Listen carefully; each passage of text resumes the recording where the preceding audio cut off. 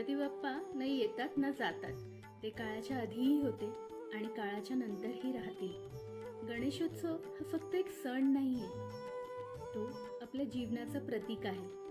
आपण या जगात येतो, आनंद साजरा करतो, गोष्टी निर्माण करतो, आनंद वाटतो. एका दिवशी गणपती बाप्पाप्रमाणेच आपणही ज्या पंचमहाभूतांमधून आलोय त्यात विलीन होतो. आज अनंत चतुर्दशी या दिवशी आपण आपल्या लाडक्या बाप्पाला प्रेमाने आणि भक्तीने निरोप देतो.